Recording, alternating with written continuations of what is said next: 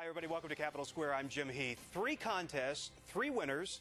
Here comes Florida. We begin Capitol Square today with Campaign 2012, the results from the South Carolina presidential primary. It was a blowout last night. Former Speaker Newt Gingrich easily wins in the Palmetto State, in large thanks to evangelical Tea Party Republicans. A big setback for Mitt Romney, who had hoped to end this Republican squabble early.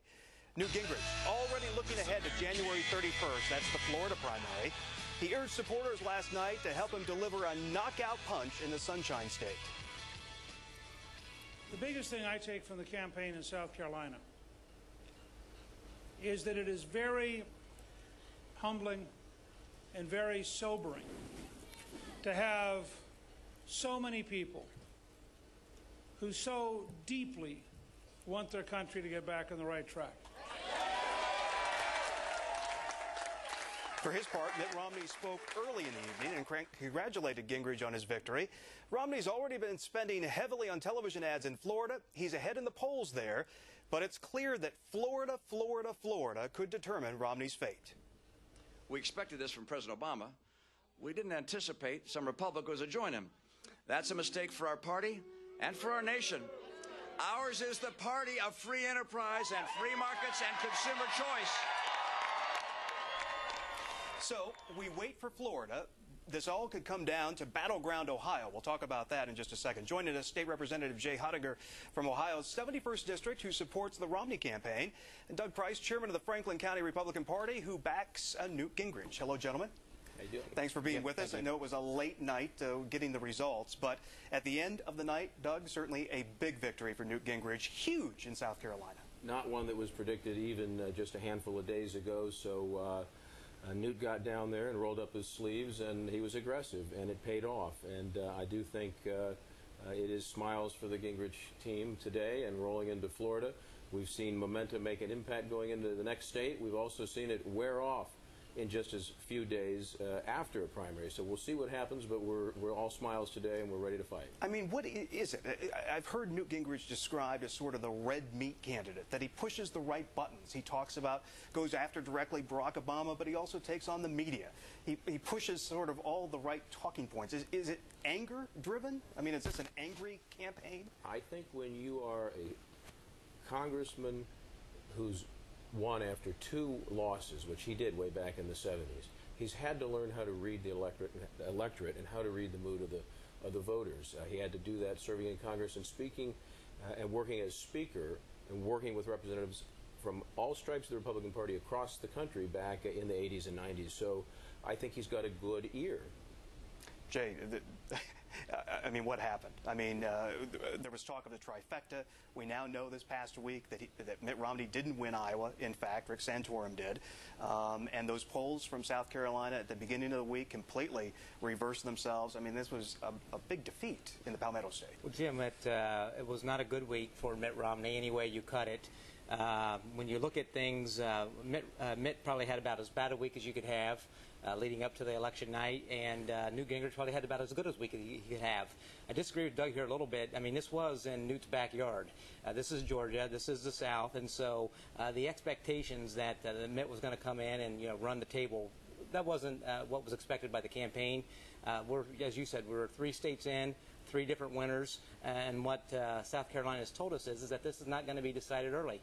Less than 1.5% of the delegates to be awarded to the Republican convention have been awarded so far. So there's 47 more states. It's going to be a horse race, and we're going to see which candidate is built for endurance, and I think that's Mitt Romney. Jay, let me ask you, there seems to be this growing thought about Mitt Romney that, you think of Ronald Reagan, and at campaign time he would go into those bars and he would hold up the beer, and he was a working man's candidate. You think of Bill Clinton, who was called Bubba. George W. Bush, pretty much everybody agree or disagree with him politically. He was the guy you wanted as your neighbor, he and Laura next door. I mean, there's a warmth issue here. How do you warm up Mitt Romney? That seems to be a continuing. Well, Mitt's a very personable man, and unfortunately, sometimes I think he hasn't done as well as demonstrating that on the course of the campaign. Particularly in the last week, he's been on the defensive, And I think as moving forward, he's got to get back to his core strengths. He's got to get back to his assets, and he needs to be on the offensive. He's been very much put back on his heels and some of his answers. And, look, this whole issue of the income taxes, he's going to have to release his income taxes. Would you agree with it that? has been, absolutely. He's going to release them. He knows he's going to release them. So, dictate when you're going to do it and stick with it. But, he shouldn't be, responding to everybody's pushes and whims and fancies here. But he's got to get back to being in the saddle and being in control, and that's where he's most comfortable. Doug, one Republican strategist told me earlier in the week that Newt Gingrich more baggage than John Edwards, which is pretty. I mean, that's not a good thing to be said in Republican circles, let alone the Democrats who are watching this. I mean, your candidate does have a lot of baggage, particularly from the Speaker of the House days. He ends up resigning as Speaker of the House, which is a rare occurrence. How do you get past that? You're going to need independent, moderate voters in about 9 swing states. Can Newt Gingrich actually get those voters away from President Obama? Well, and I appreciate the assumption that he'll be the nominee that you just made, Jim.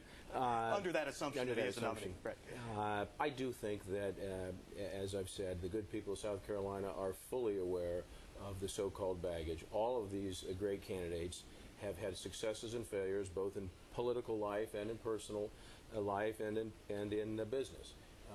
And that's what these campaigns are about. It's the vetting of that. However, I would disagree with my friend, the state representative, and Jay, and say that this idea about Newt being a regional candidate, we'll see about that. Was from Georgia, elected and served with distinction from Georgia. There is his ability to speak to Southern voters, and perhaps that will be shown in Florida too. But he was a national figure back in his congressional days. How well does he play in Ohio? If it makes it to Super Tuesday and these two gentlemen are battling it out here in the Buckeye State, what's your assumption that Gingrich would play in the Buckeye State? I think Newt Gingrich can very effectively speak to middle class, middle America, Midwest values. And I think no matter what state you're in, Americans know that when federal spending goes up 24% in just the last 3 years, and here's a guy who was principally involved in balancing the budget for the first time in many years and the first time since he was in Congress, that speaks to middle America. What do you think, Jay, here Jim, in Ohio? Look, whoever the Republican nominee is going to be, Doug and I are going to be there working together and trying to... this is a brutal primary It has process, been, but we're going to come together, and the party's going to come together, and Republicans are going to back whoever that nominee is. The question for us that we all need to answer is who is the candidate that's best able to go forward to represent our party to take on President Obama. We've had 3 states. We've had 3 different results of that. I personally believe that Mitt Romney has that crossover appeal. Poll after poll has shown that he does well with independents. He does better with women. Those are core groups that are going to be essential in electing the president. And so Mitt Romney, I think, is that candidate that provides the best chance for the Republican Party to be able to engage one-on-one against the president and have a chance for success. We just have about a minute left, but Senator Portman endorsed the Romney campaign. That help you in Ohio? Absolutely. Senator Portman has long been respected, and Mitt's got a very strong campaign organization here, and we're looking forward to it. Doug, worried about that endorsement? I was with Senator Portman this evening. He was in town, and indeed he spoke to a large Republican gathering and shared his heartfelt and very convincing positive message about Mitt Romney, and it's good to see that Republican unity coming together. It'll come around with Newt, too, at some point. Who wins Florida? Newt Gingrich wins. Who wins Florida? Mitt Romney. All right. I think that's all over the map, exactly where we're at. Gentlemen, thank you very much. Remember, ONN is your source for continuing Campaign 2012 coverage for the very latest on the primaries and road to the White House. Log on to our website, onntv.com/campaign2012.